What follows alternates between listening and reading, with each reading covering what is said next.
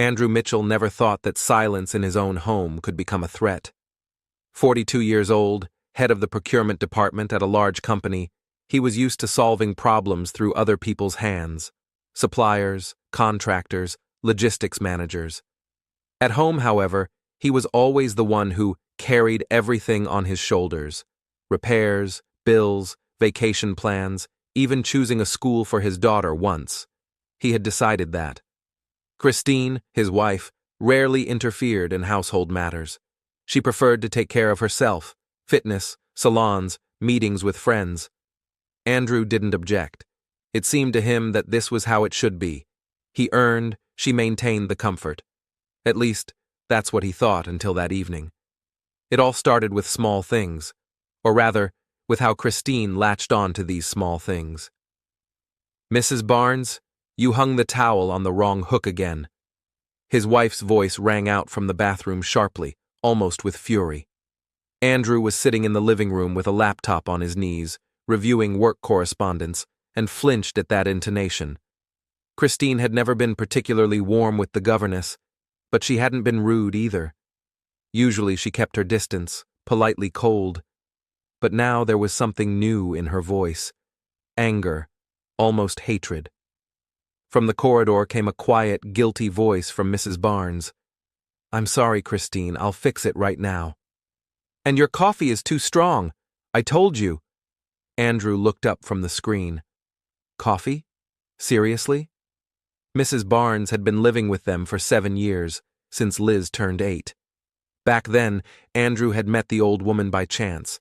She was standing by the building entrance with a cardboard sign, "Looking for work, experience with children." Exhausted, in an old but clean coat, with an attentive and serious gaze, without a drop of self-pity. Andrew felt compassion. He offered her the position of governess. Christine wrinkled her nose but didn't object. She had just gotten tired of taking her daughter to school and sitting over homework. Margaret Barnes turned out to be a godsend. She became almost like a real grandmother to Liz, took her to school and picked her up, helped with math and literature, baked pies on Sundays, read to her at night. Liz adored her. Andrew also got used to the fact that there was always someone reliable in the house, calm, without unnecessary words. Mrs. Barnes never interfered where she shouldn't, didn't get involved in family quarrels, stayed in the shadows. But in recent days, something had changed. Christine seemed to be looking for a reason to lash out at the old woman.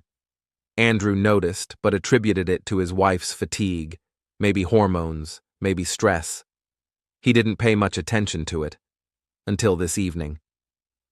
"Mom, why are you yelling?" came Liz's voice from her room. The girl looked out into the corridor, pursing her lips. At 15, she already knew how to look older, sharp, ironic, but vulnerable. Delicate features, long chestnut hair, a piercing gaze. "Mrs. Barnes has nothing to do with it." "Don't interfere," Christine cut her off. "Go do your homework." "My homework's done. And anyway, you've been kind of strange lately." "Liz, please," Andrew intervened, trying to speak calmly. "Your mother's right. Don't get involved."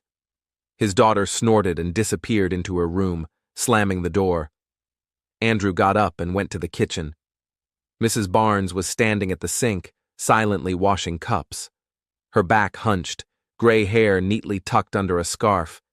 She wasn't complaining, wasn't defending herself. "Mrs. Barnes, don't pay attention," Andrew said quietly. "Christine's going through a difficult period right now." The old woman turned around. She looked at him with a long, studying gaze. Andrew suddenly felt uneasy. There was no offense in that look, but some kind of anxiety. "Mr. Mitchell," she said even quieter, almost in a whisper. "You're a good person, a very good person, and I'm grateful to you for these years." "What are you saying?" Andrew tried to smile. "That sounds like a goodbye." Mrs. Barnes didn't answer. She just nodded and returned to the dishes. The rest of the evening passed tensely. Christine locked herself in the bedroom. Liz sat in headphones. Andrew tried to finish reports. He sat with his laptop in the living room, That's how he fell asleep on the couch. But around 1 in the morning, a strange sensation woke him, as if someone was standing next to the couch. He opened his eyes. In the darkness, he made out a silhouette. Mrs. Barnes. She stood motionless, leaning toward him, and her lips moved soundlessly. Andrew shuddered, almost cried out. His pulse pounded in his temples. "Mrs. Barnes? What happened?" She put a finger to her lips. "Quiet." Then leaned even closer and whispered right in his ear. "You shouldn't sleep tonight. Otherwise, you won't wake up tomorrow." And without waiting for an answer, she silently left the room. Andrew sat on the couch, dumbfounded. What was that? Delirium? Had the old woman gone mad? Andrew lay back down, but sleep was gone.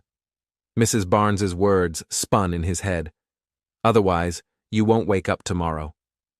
What nonsense. Maybe the old woman was developing dementia? Or was this some kind of metaphor? He lay like that for about 20 minutes, trying to convince himself that everything was fine. But the anxiety wouldn't let go. And then he heard footsteps. Quiet. Cautious. Someone came out of the bedroom. Andrew opened his eyes slightly. Christine. She was barefoot, in a robe, sneaking down the corridor. Where was she going? He waited a few seconds, then silently got up and followed her. Christine went into the bathroom at the end of the corridor and pulled the door closed, but didn't close it all the way. Andrew crept closer, pressed against the wall. From behind the door came his wife's muffled voice. She was talking on the phone. "Yes, I'm telling you. Tonight specifically. Tomorrow he's going on a business trip, understand? Different things can happen on the road." Andrew froze. The blood drained from his face. "The brakes need to be damaged tonight," Christine continued quietly but distinctly. "Otherwise, we won't have time. He's leaving early in the morning, around 7, on the highway. Well, you understand. The main thing is that it looks like an accident." A pause. "No, he doesn't suspect anything. Sleeping like the dead. Glenn, I'm serious. This is our chance. The house will remain mine, the insurance too. And we can be together." Another pause, then a chuckle. "You think I'm not scared?" "Of course I'm scared. But I've already decided. You promised it would be clean, that no one would find out." Andrew leaned against the wall, feeling his legs giving way. His own wife. His Christine. The one he had lived with for 17 years. The mother of his daughter. She was discussing his murder, brakes, business trip. Different things can happen. Christine was saying something else into the phone, but Andrew was no longer listening. He slowly backed into the darkness of the corridor, returned, sat on the couch. This was impossible. This was delirium. This was a dream. But no, this was reality. Mrs. Barnes knew. She had somehow found out, and warned him. A few minutes later, Christine returned, lay down on the bed in the bedroom, as if nothing had happened. Andrew lay motionless, staring at the ceiling. Fragments of thoughts raced through his head. Glenn. Who was he? A lover? An accomplice? How long had this been going on? Why hadn't he noticed? And most importantly, what to do? Run? Where? To whom? To the police? With what? A story about an overheard conversation? No evidence. They'd consider him paranoid. Stay silent? Go on the business trip and risk his life? No. He needed to act, but carefully. He remembered Mrs. Barnes's words. Otherwise, you won't wake up tomorrow. She had saved his life, simply by warning him. Andrew slowly exhaled. Good. So tomorrow morning he would pretend nothing had happened. Say the business trip was canceled. Buy time. Find a way to protect himself and learn the truth. The whole truth. Because if Christine was capable of this, it meant he didn't know at all who he had been living with all these years. Dawn came slowly. Andrew never closed his eyes. He lay and tried to understand. When did it all start? When did Christine stop being the woman he loved? Or had she never been her? A year ago she had talked about divorce. Then it sounded sudden, like a blow to the gut. They were sitting in the kitchen. She was drinking coffee and suddenly said, "Andrew, we need to talk. I want a divorce." He was taken aback, asked why. She shrugged. "I'm bored. I'm tired. I want to live differently." Then she added that their daughter would stay with her, that they would divide the house, that she had a right to half. Andrew had begged then, pleaded not to destroy the family, promised to change, spend more time at home, work less. Christine listened silently, then nodded. "Okay, let's try again." He was glad, decided that everything would work out, tried to be more attentive, spend more time with his daughter, gave his wife flowers. But something in Christine had changed. She became colder, more distant. Left home more often, to the gym, to see friends, shopping. Andrew didn't interfere, thought she just needed space. Now he understood. All this time she had been preparing to leave, but not just leave, to take everything. And for that, he had to disappear. He remembered how Christine had mentioned the house in the conversation. She was wrong. The house was built with his money before the marriage. In a divorce, she would get at most half of what was jointly acquired during the marriage, but she had no rights to the house. But if he died, then everything would pass to her and their daughter. Insurance, inheritance, everything. And she would marry this Glenn, live a new life, with his money. No, this wouldn't happen. He waited until the sky lightened outside the window. 6 a.m. Christine was still sleeping. Andrew got up, got dressed, left the living room. In the corridor, he ran into Mrs. Barnes. She was already dressed, standing by the window looking at the street. "Mrs. Barnes," he called quietly. She turned around. Her eyes were full of worry. You're all right," she exhaled. "Thanks to you." Andrew came closer. "How did you know?" The old woman was silent for a moment, then answered, "I heard a conversation. Yesterday afternoon. Christine was talking on the phone in the garden. She thought I was in the house, but I had gone out for laundry. I heard fragments, about breaks, about a business trip. I didn't understand right away. Then I put it all together. Why didn't you tell me earlier?" "I was afraid of being wrong, afraid I'd be misunderstood, that you wouldn't believe me. So I decided to at least warn you." Andrew nodded. He understood. Such things are hard to believe, even hearing with your own ears. "Thank you," he said sincerely. "You saved my life." "What will you do?" asked Mrs. Barnes. "I don't know, but I'm not going on this business trip, and I'll find out everything." He went downstairs, made coffee.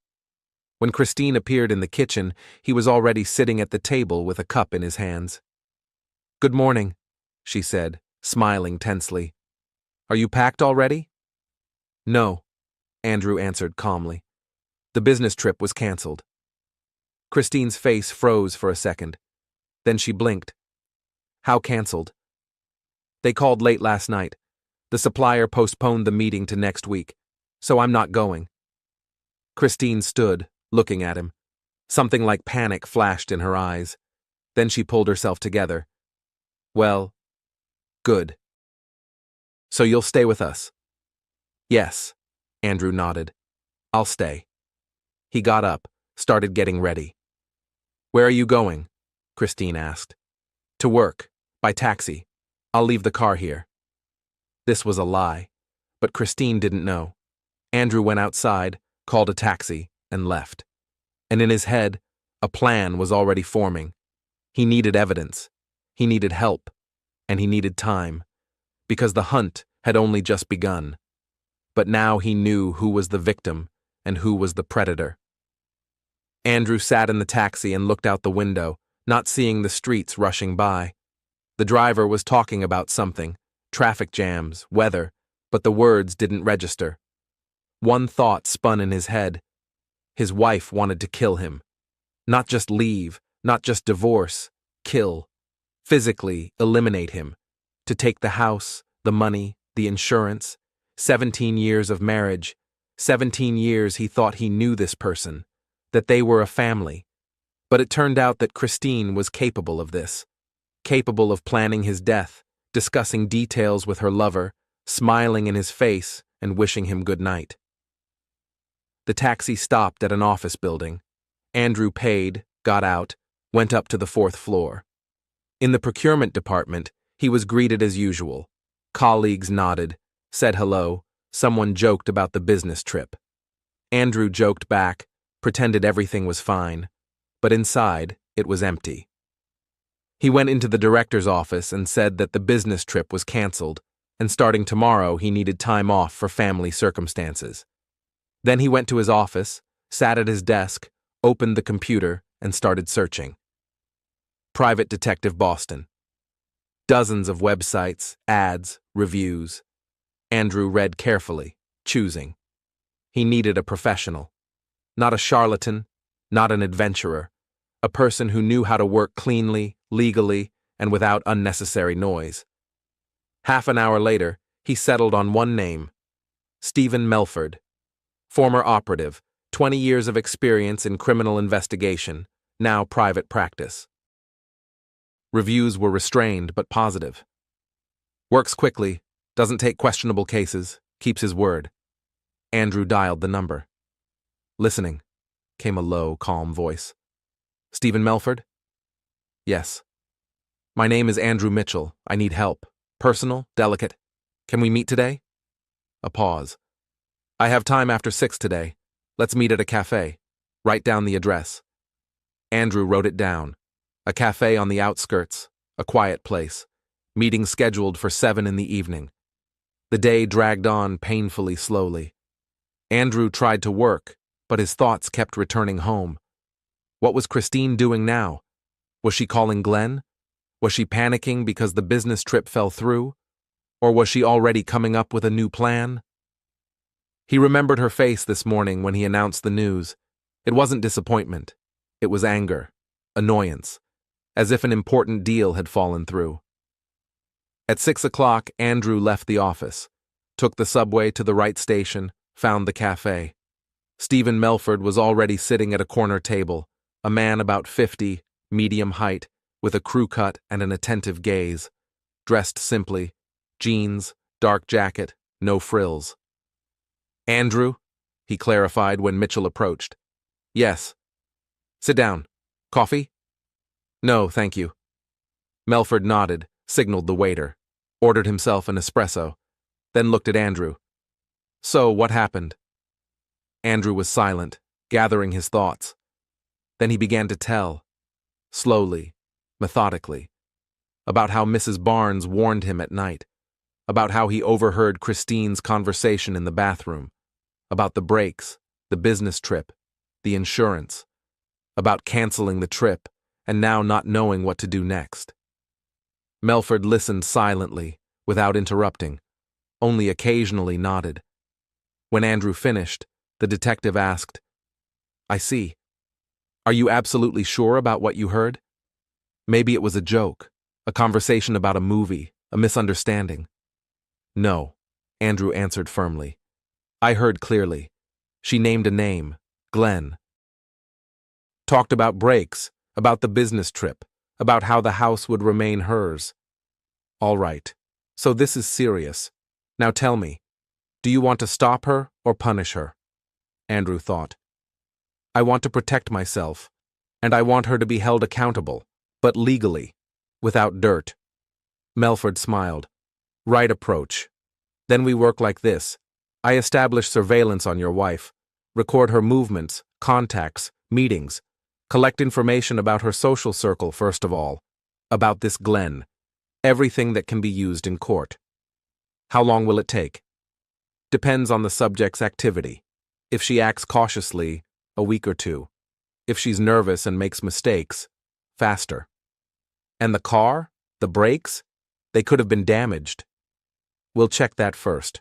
Where's the car now? At home. I left it in the garage. Excellent. I'll arrange an inspection tonight, unofficially through a mechanic friend. If we find evidence of tampering, that's already proof. Then we can involve the police. Andrew nodded. For the first time all day, he felt he wasn't alone, that there was a plan. What should I do? He asked. Act natural. Don't show your wife that you know anything. Don't make scenes. Don't pressure her.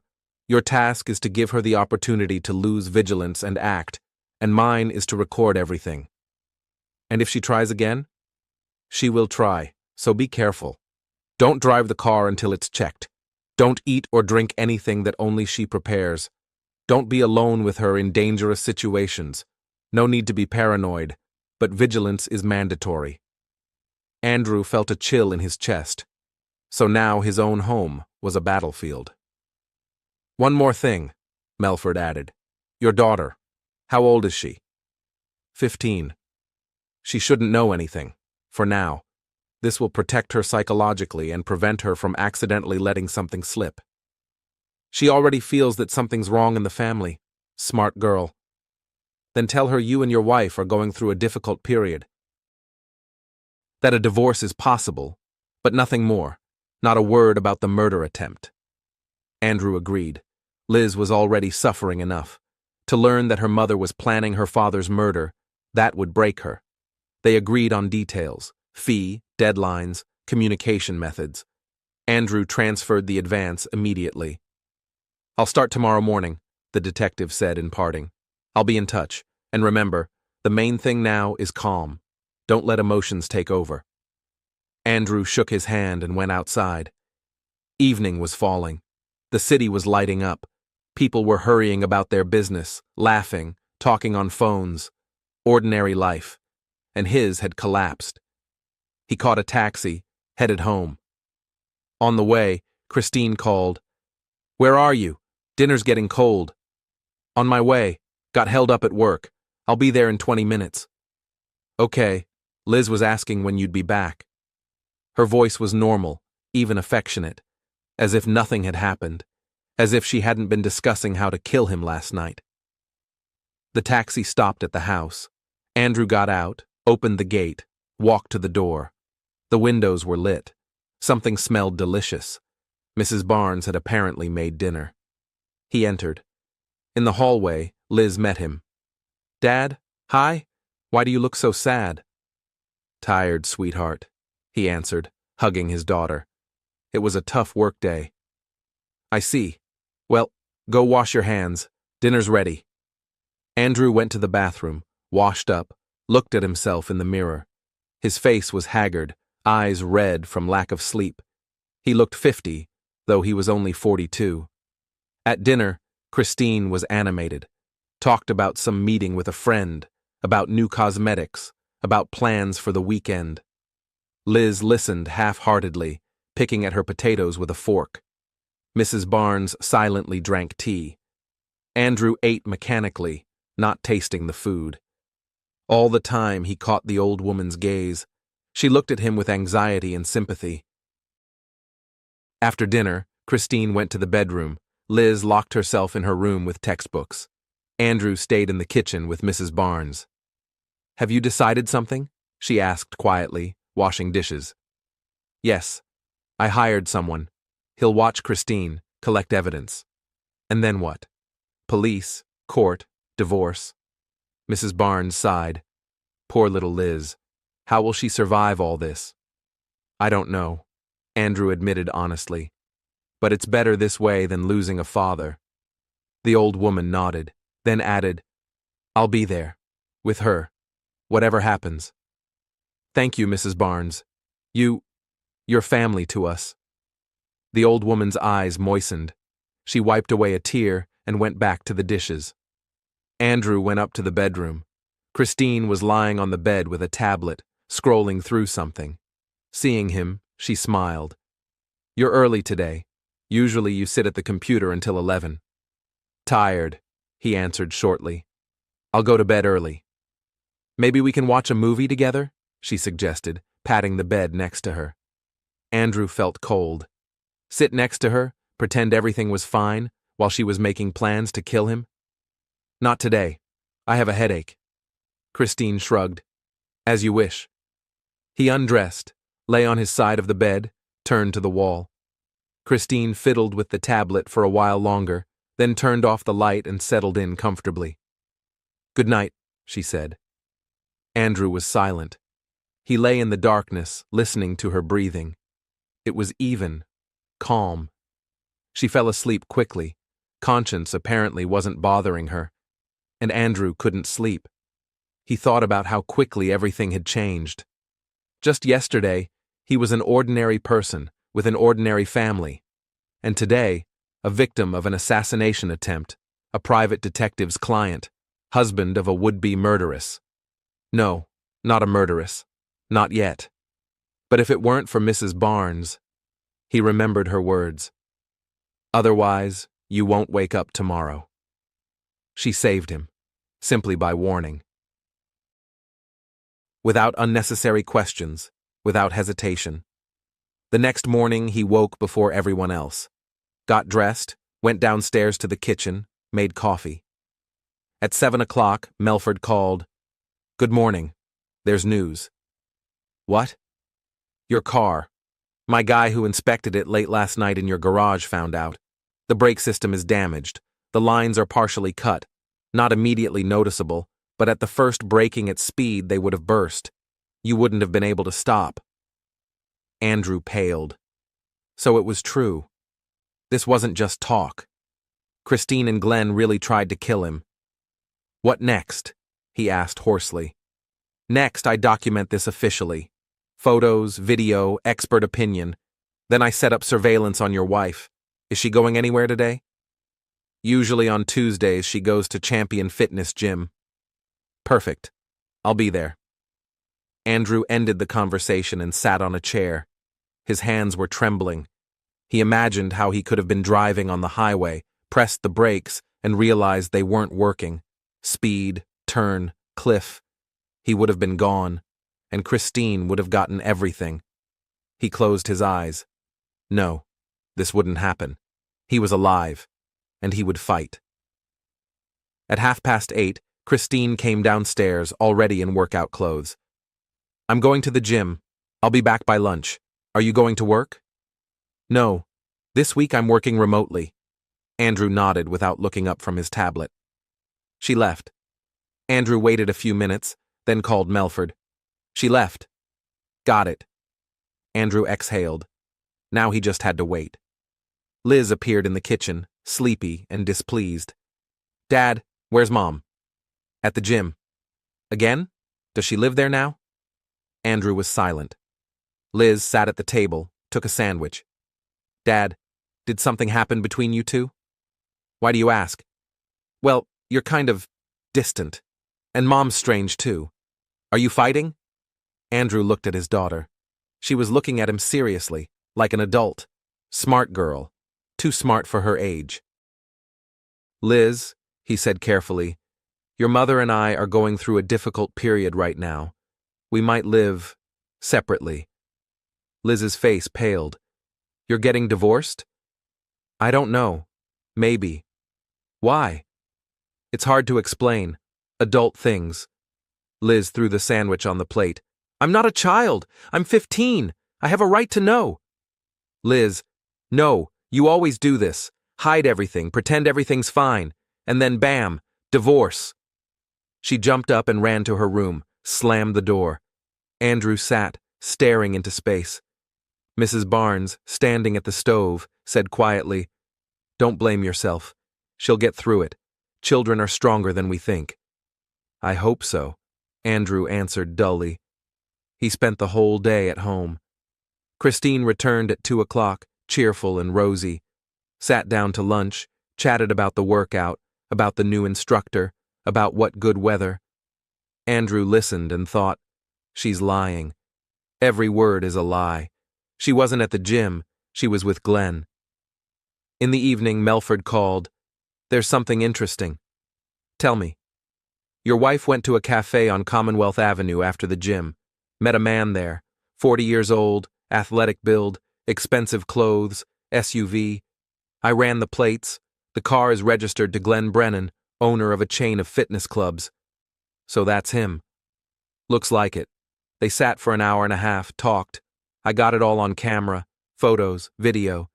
Then they left, got in his car and drove out of town, to a cottage. I didn't follow further. Too conspicuous. But the fact of the meeting is recorded. Good. What next? Next, I collect information about Brennan. Who he is, what he does, what his reputation is. And I continue surveillance. If they meet regularly, it means the relationship is serious. And the breaks? The expert examination? Already done. Damage is intentional, done recently, most likely the night before your business trip. This can be used as evidence. Thank you. Continue. Andrew ended the conversation and decided it was time to move to the next step. Time to involve the police. The next few days passed in a strange, almost surreal mode. Andrew continued to live as usual, and all this time, he was living a double life inside. On the outside, a calm husband and father. Inside, a man who knew his wife was planning murder and was collecting evidence. Melford worked precisely and professionally. Every evening he sent reports, photographs, video recordings, dry facts. Christine met with Glenn Brennan 3 times in a week, always at the same cafe then, a trip to the cottage or to a hotel. The detective recorded the time, routes, even the taxi numbers she sometimes used. Andrew looked at these photographs and didn't recognize his wife. In the pictures, Christine smiled, laughed, hugged this Glenn. She looked happy, the way she hadn't looked next to him in a long time. It hurt. He remembered how they met. Christine had worked as an administrator in a beauty salon then, was bright, energetic, cheerful. Andrew fell in love immediately. Courted for 6 months, gave flowers, took her to theaters and restaurants. She agreed to marry him if he built a house, said she wanted stability, certainty about tomorrow. He gave her all that. A house, prosperity, the opportunity not to work. Liz was born, and Christine completely devoted herself to her daughter. Well, the first years. Then the child grew up, went to school, and Christine got bored. A year ago, when she talked about divorce, Andrew attributed it to a midlife crisis. Thought it would pass. But now he understood. That was the beginning. She was already seeing Glenn then. Melford sent him a dossier on Brennan. 40 years old, unmarried, owner of a chain of 5 fitness clubs and 2 spa salons. Good income, business connections, reputation as a ladies' man. Married 3 times, divorced 3 times. No children. Lives alone in a large cottage outside the city. A typical predator, Andrew thought. Hunts other people's wives, promises golden mountains, then strips them bare and leaves. But Christine didn't see this, or didn't want to see. She fell in love. Really fell in love. The way she once, perhaps, loved Andrew. Or maybe even more. And for the sake of this love, she was ready for anything. On Friday evening, Andrew met with Melford again. This time the detective brought a whole folder of materials, printouts of photographs, meeting schedules, metadata from phone conversations, without content. The picture is coming together, Melford said, spreading documents on the table. Your wife meets with Brennan regularly, at least 3 times a week. The relationship is clearly not platonic. Judging by the time they spend together, this is a serious connection, not just an affair. And what about the plans? Andrew asked. Did they discuss me? I didn't hear directly. For wiretapping, we need a court order, and we don't have one yet. But there are indirect signs. Yesterday, for example, they met at the cottage. I couldn't get close, but I saw through the window. They were arguing about something. Christine was agitated, waving her arms. Brennan was calming her. Probably because the business trip fell through. Most likely. They clearly expected a different development of events. Andrew nodded. He already knew this. But hearing confirmation was hard. What next? He asked. Next, the police. We have enough material to file a complaint. The fact of brake damage, the fact of infidelity, circumstantial evidence of planning a crime. That's enough to start an official investigation. And if they refuse to open a case? They won't refuse. Attempted murder is serious, especially with physical evidence. Your car is direct confirmation of intent. Andrew thought. Police. Investigation. This meant publicity. This meant Liz would learn the truth, that everyone would know. But there was no choice. All right, he said. Let's go to the police. When? Tomorrow. I'll arrange a meeting with an investigator I trust. Anna Walters, captain, Major Crimes Division. Smart, principled, doesn't fall for tears and manipulation. She'll figure it out. The next day, Andrew went to the district police station. Melford was already waiting for him at the entrance. Ready? The detective asked. Yes. They went up to the third floor, walked down the corridor, entered an office with a sign, Captain A. Walters. Behind the desk sat a woman about 35, in a strict suit, with short dark hair and an attentive gaze. She stood up, greeted. Andrew Mitchell? Yes. Have a seat. Stephen briefed me on the situation, but I want to hear from you personally. Andrew sat and began to tell. Again, from the beginning. About Mrs. Barnes's warning, about Christine's night conversation, about the damaged brakes, about Glenn Brennan, about the meetings and plans. Walters listened attentively. When Andrew finished, she asked, I see. Are you absolutely sure that you heard a conversation about an attempt on your life? You couldn't have misunderstood or been mistaken? No, Andrew answered firmly. She mentioned my name, said I was going on a business trip, mentioned the house and insurance. It was a conversation about me. All right. Second, your car's brake system. Was it examined by a specialist? Melford laid a folder with photographs and an expert opinion on the table. Yes. Here are the documents. The lines were cut intentionally. The damage is fresh.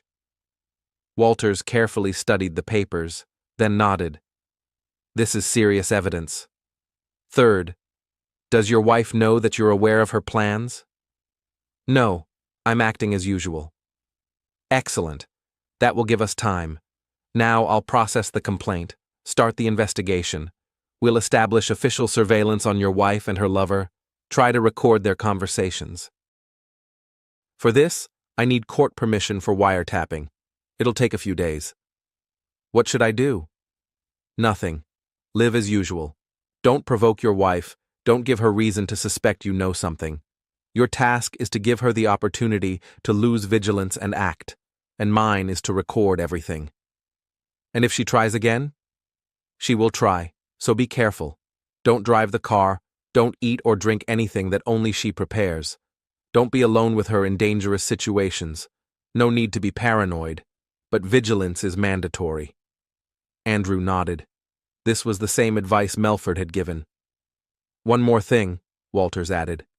Your daughter. She'll have to testify if the case goes to trial. She doesn't know anything. Then don't tell her for now, but be prepared that sooner or later she'll find out, and it will be hard. Andrew knew. He feared this moment most of all. They spent another hour in the office, processing documents, giving testimony, signing papers. When everything was done, Walters walked them to the door. I'll contact you as soon as there's progress, and for now, hang in there. Andrew went outside and took a deep breath. The first step was taken. Now this was an official investigation. Now Christine and Glenn were under surveillance. He returned home in the evening. Christine was sitting in the living room, leafing through a magazine. Seeing him, she smiled. How are things? Fine. Tired. Go rest. Dinner will be ready in half an hour. Andrew went up to the bedroom, lay on the bed, closed his eyes. Thoughts spun in his head. How long would the investigation last? What would happen when Christine was arrested? How would Liz survive this? He imagined the moment when his daughter would learn the truth. Imagined her face. Shock, pain, incomprehension. She loved her mother. Despite everything, despite Christine's coldness recently, Liz loved her, and that love would shatter. Dinner passed quietly.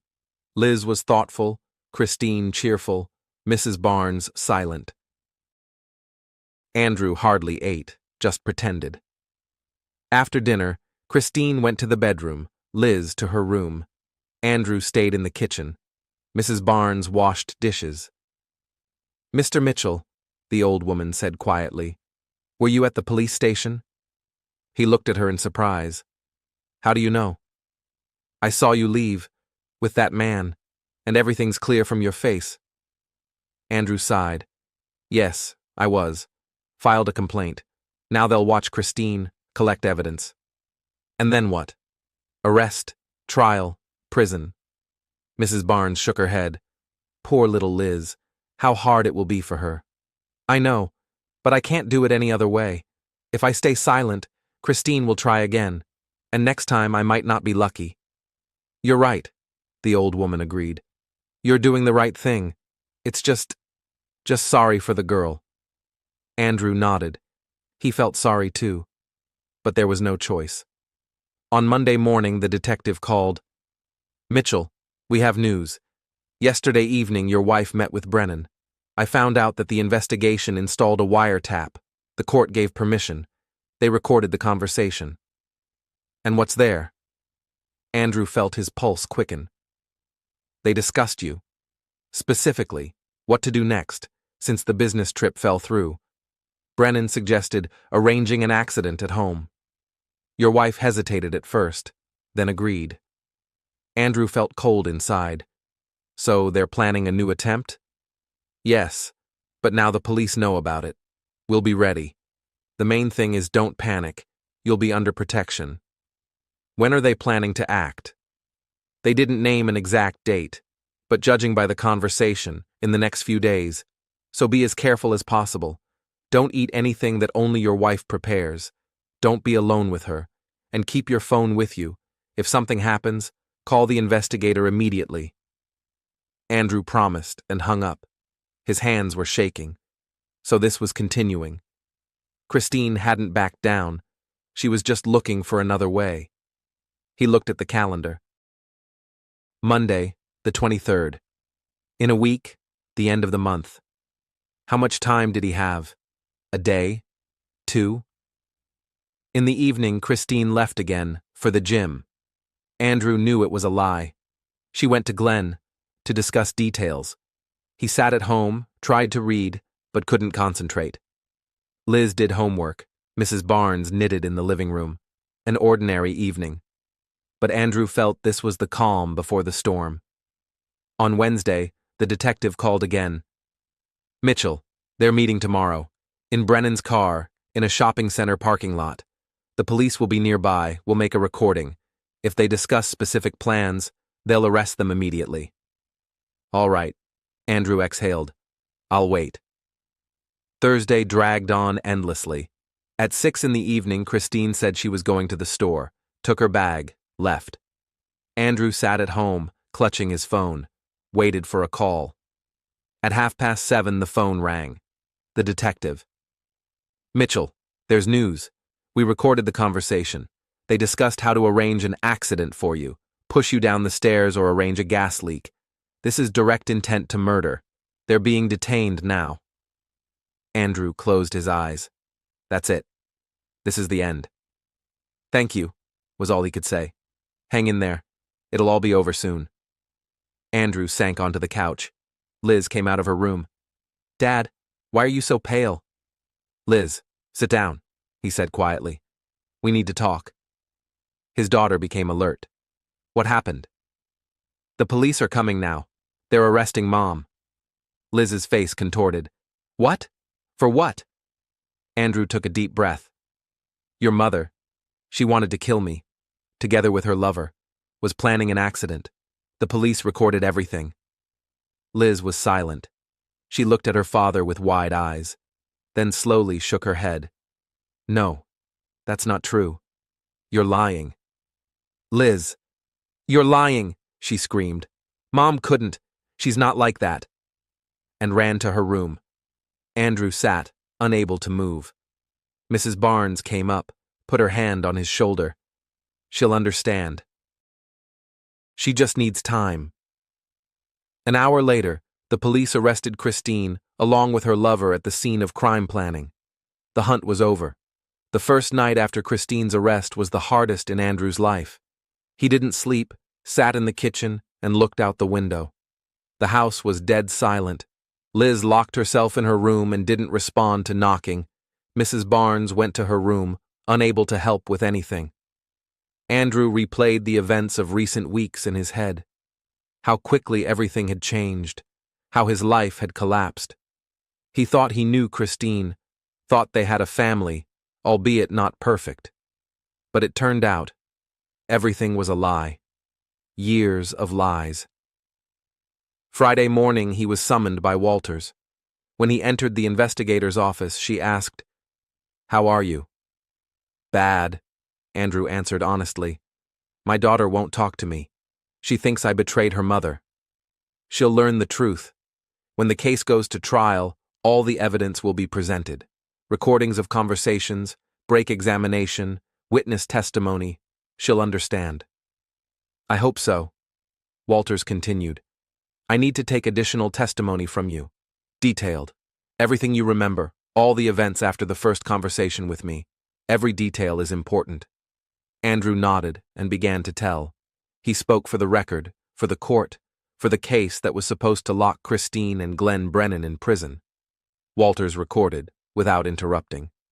Sometimes she clarified details. Time, place, intonation. When Andrew finished, the investigator said, "Good. Now about Brennan. He was also detained yesterday evening. Now both are in the detention center.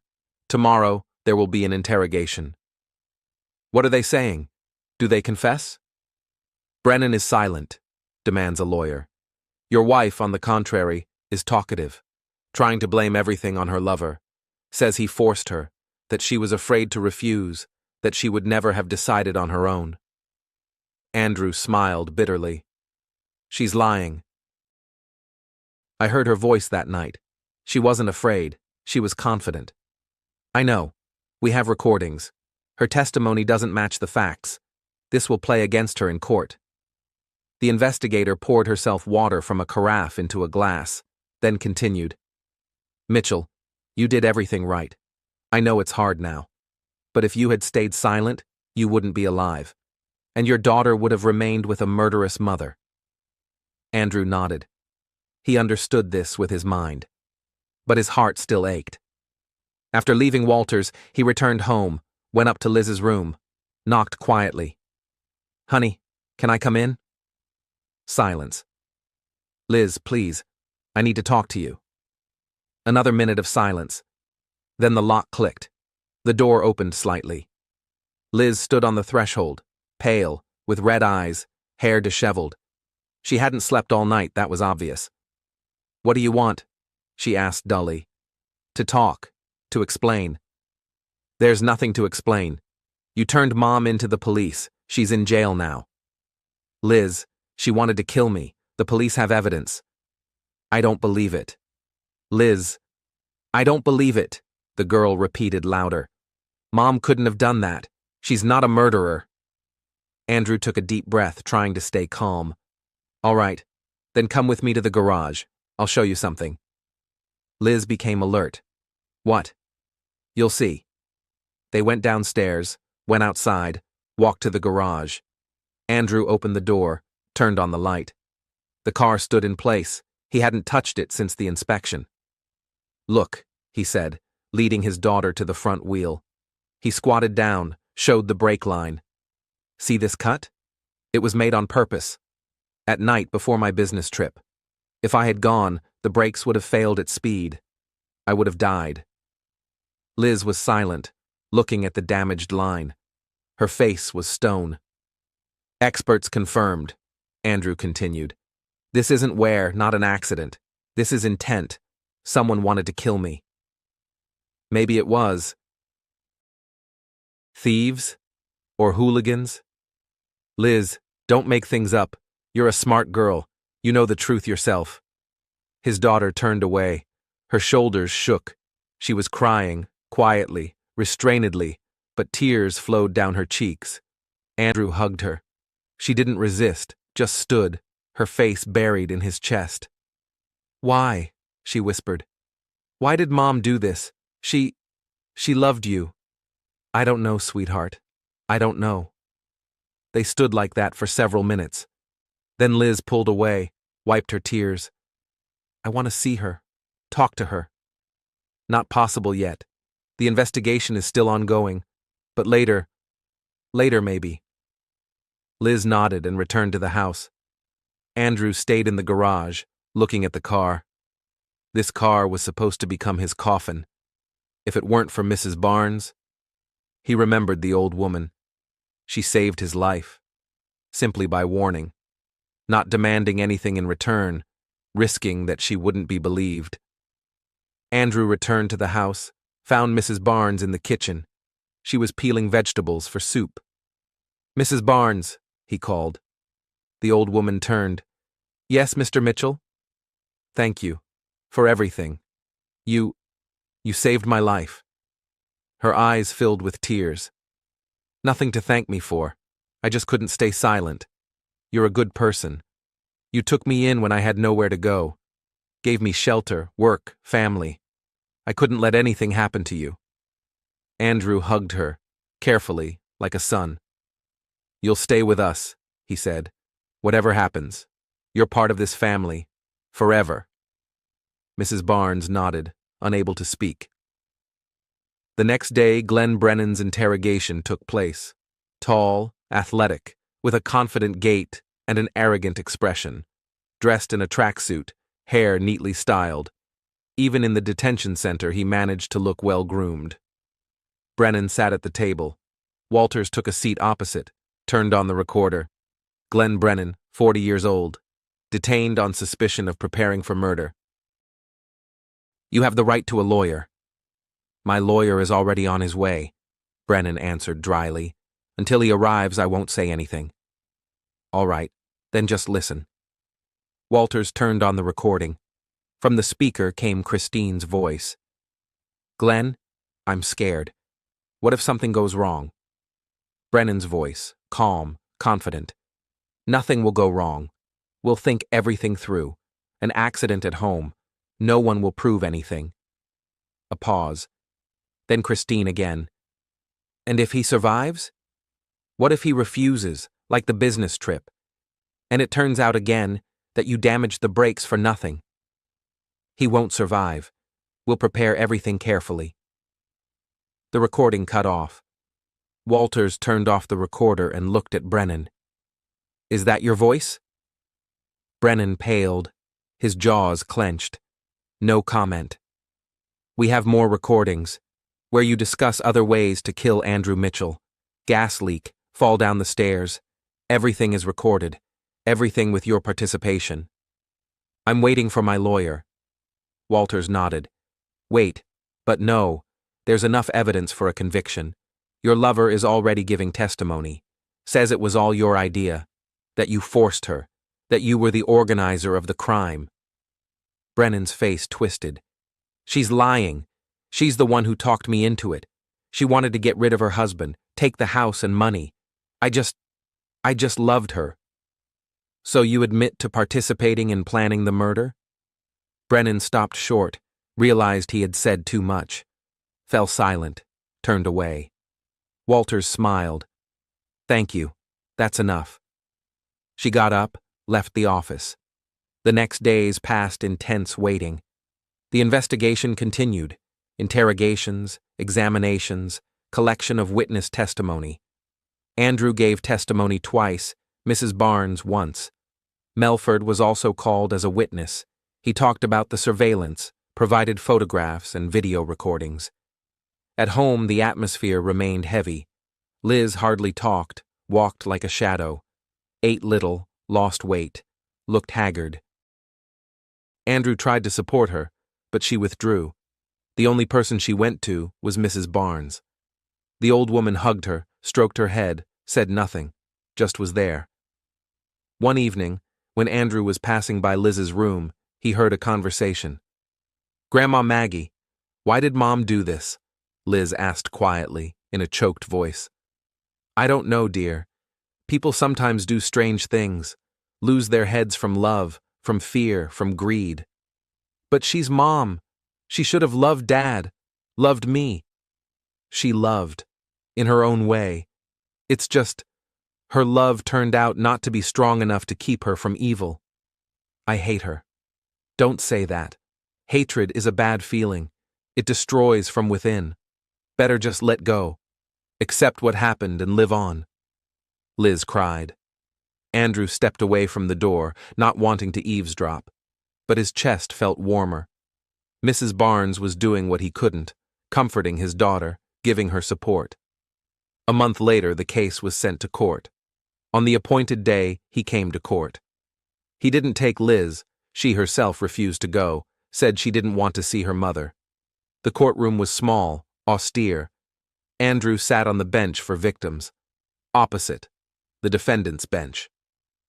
A few minutes later, Christine and Glenn Brennan were brought there. Andrew saw his wife for the first time since the arrest. She had changed, lost weight, her hair had dulled, her face looked haggard. Dressed simply, no makeup, no jewelry. She looked for him with her eyes, found him, looked directly into his eyes. There was no remorse in her gaze, only anger. The judge entered, the session began. They read the charges: preparation for murder, conspiracy. Christine and Brennan pleaded partially guilty, said they were planning but didn't intend to follow through. But recordings, examinations, witness testimony said otherwise. The trial lasted 3 hours. Interrogation protocols were read, audio recordings were played, photographs of the damaged brakes were shown. Andrew sat and listened. Listened to how they dissected his family life piece by piece, how they read Christine's correspondence with her lover, how they described their plans to kill him. It was humiliating, painful, but necessary. At the end of the session, the judge retired to deliberate, returned half an hour later and announced the verdict. Christine Mitchell and Glenn Brennan are found guilty of preparation for murder by prior conspiracy, sentenced to 7 years of imprisonment each. The sentence to be served in a general regime correctional colony. The gavel struck the table. Christine cried out, tried to say something, but the guards were already leading her away. Brennan walked silently, with a stone face. Andrew sat, watching them leave. It was over. The trial had taken place. Justice had prevailed. But why was there such emptiness inside? After the verdict was announced, Andrew left the courthouse and stopped on the steps. Cold wind ruffled the hem of his coat. Gray clouds covered the sky. People hurried past, bundled in jackets. No one paid attention to him. An ordinary day for the city. But for Andrew Mitchell, this day became a boundary between past and future. 7 years. Christine would spend 7 years behind bars. By that time, Liz would be 22. She would finish high school, university, become an adult. All of this, without a mother. Andrew took out his phone, called home. Mrs. Barnes answered. "Mr. Mitchell?" "Yes, it's over. The verdict. 7 years each." The old woman was silent for a few seconds, then quietly exhaled. "Lord, well, maybe it's for the best. At least there's closure." "How's Liz?" "Sitting in her room. Hasn't come out all day. I offered lunch. She refused." "I'm coming now. I'll try to talk to her." Andrew caught a taxi and headed home. On the way, he looked out the window, trying to collect his thoughts. What would he say to his daughter? How to explain that her mother was a criminal, convicted of attempted murder? How could one explain such a thing to a child at all? At home, it was quiet. Mrs. Barnes met him in the hallway, looking worriedly toward the stairs. Not a sound from her. She's not even playing music, just lying there. Andrew nodded, went upstairs, knocked on Liz's door. "Honey, it's me. Can I come in?" Silence. Then dully, "Come in." He entered. Liz was lying on the bed, turned to the wall. The room was half dark, curtains drawn, light not on. Andrew sat on the edge of the bed. "The trial's over. Mom got 7 years." Liz didn't answer. Only her shoulders trembled. Liz, I understand how hard this is for you. But you don't understand anything, she interrupted, still not turning around. You can't understand.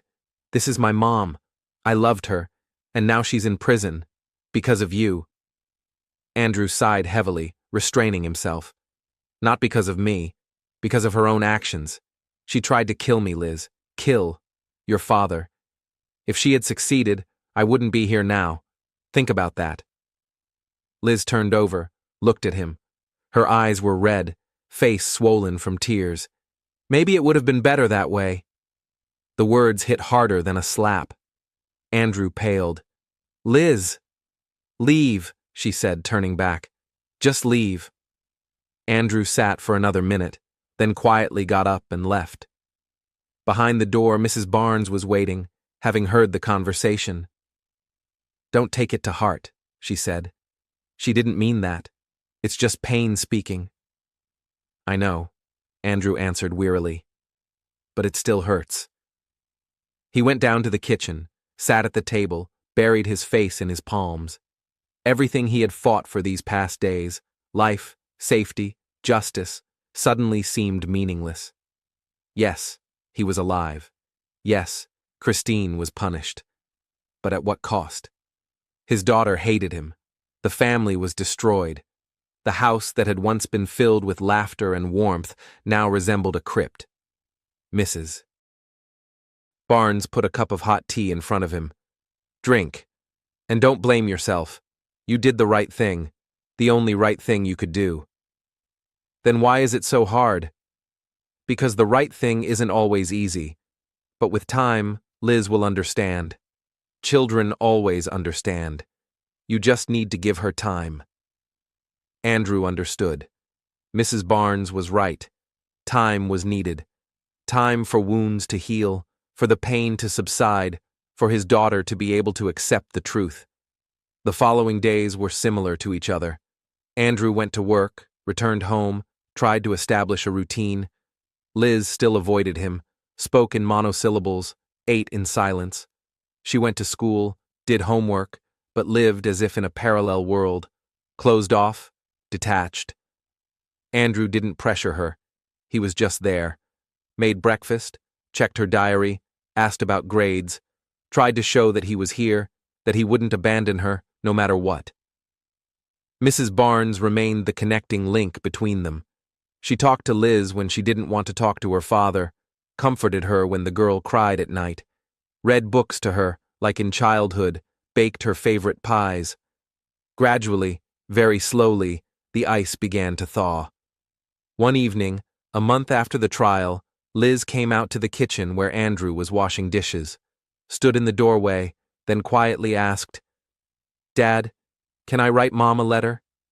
Andrew turned. Of course. You have the right to communicate with her if you want. But you don't mind? Liz, she's your mother. I won't forbid you from seeing or writing to her. That's your choice. Liz nodded, was silent, then added, Thank you, and went to her room. Andrew stood, watching her leave. This was a small step, but a step toward reconciliation.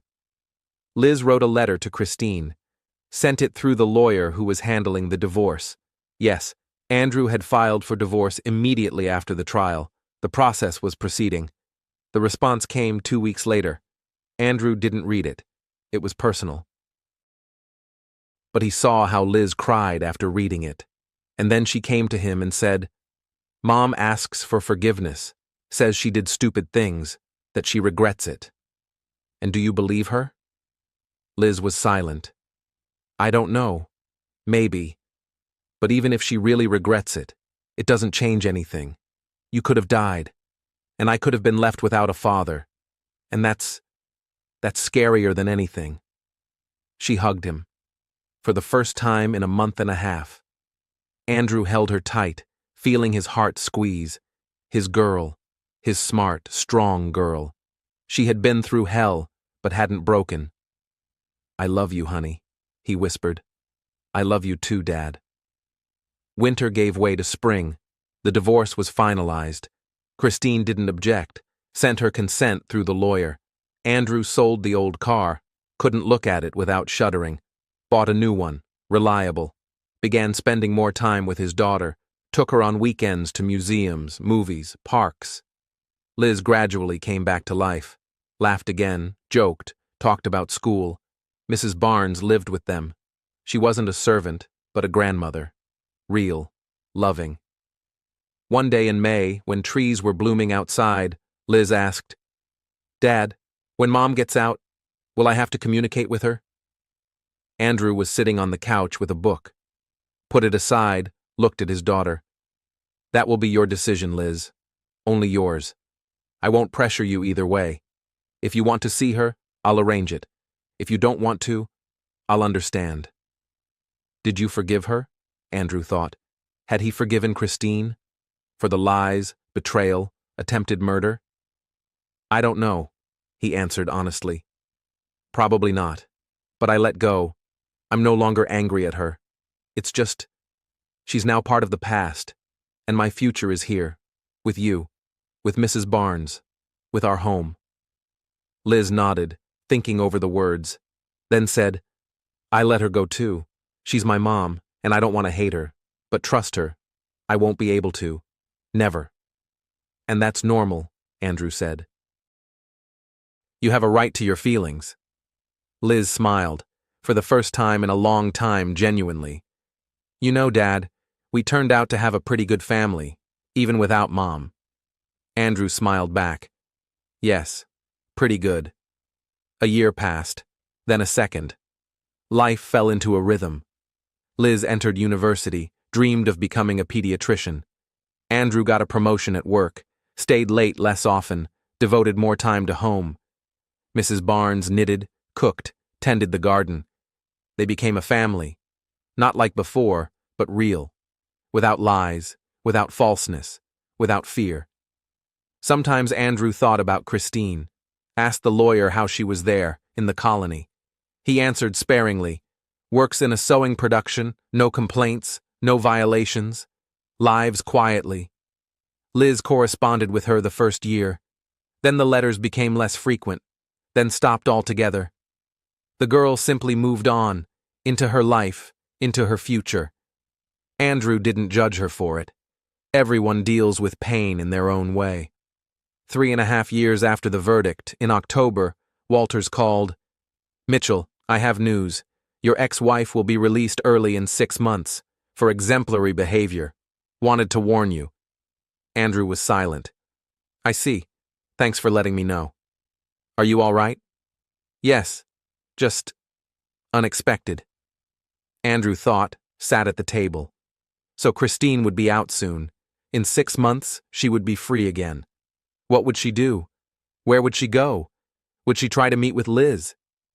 In the evening, he told his daughter about it. Liz was already 18. She was studying, lived at home, but had become independent. "I see," she said calmly. "Well, let her get out. Don't you want to see her?" Liz shook her head. "No. I thought about it many times, and decided I don't need it. I have you. I have Grandma Maggie. I have my life. Mom, she made her choice then, and I'm making mine now. I don't want to see her." Andrew nodded. "All right, that's your right. And you?" "I don't want to either." We close that chapter. Forever. Christine was released 6 months later. Andrew learned about it by chance. Saw a photo on social media from a mutual acquaintance. Christine was standing on the street, thin, aged, with short hair. Next to her, Glenn Brennan, also released early. So they stayed together after all. Even after all this. Andrew closed the photo and didn't look for more information. He didn't care. His life was here, in the house, with his daughter, with Mrs. Barnes. One summer evening, when the three of them were sitting on the terrace, drinking tea and watching the sunset, Liz said, "You know, I sometimes think that if you hadn't warned Dad back then, Grandma, I would have been completely alone." Mrs. Barnes smiled quietly. "I just did what I had to. Nothing special." "No," Liz objected. "You saved our family. You saved Dad. And me too. You're our angel." The old woman wiped away a tear. "Oh dear, what are you saying?" Andrew put his hand on Mrs. Barnes's shoulder. "Liz is right. You saved us, and we're forever grateful to you." They sat like that, the three of them. Life went on. Ordinary, simple, real. And in this silence after the storm, they found what they had lost once. Peace. Not loud happiness with fireworks and promises of eternal love, but something more valuable. Certainty about tomorrow. Certainty that in the morning they would wake up safe, that no one was making plans against them, that home remained home, not a battlefield. Andrew learned to live in a new way. He no longer chased the ideal of family, didn't try to create a picture for others. He simply lived, honestly, openly, with those people who turned out to be nearby and were real. Work stopped being a refuge from problems and became just work. Home stopped being a place where he needed to pretend and became a place where he could be himself. Liz grew up strong, not embittered, not broken, strong. She learned to distinguish real from fake, love from manipulation, family from the appearance of family. The experience she went through didn't destroy her, it tempered her. She now knew that life could be cruel, that people were capable of betrayal, but she also knew something else, that there were always those who would stay by her side. There was always light, even in the darkest night. And Mrs. Barnes received what she hadn't even dared to dream about when she stood at the building entrance with a cardboard sign in her hands. A real family. Not employers, not strangers with whom she simply shared a roof, but relatives. Liz called her grandmother, Andrew, part of the family. And this was truth, without any reservations. They sat on the terrace, and the silence was not oppressive, but healing. There was no unspoken tension in it, no fear, no lies. Only the calm of people who had survived a storm and come ashore.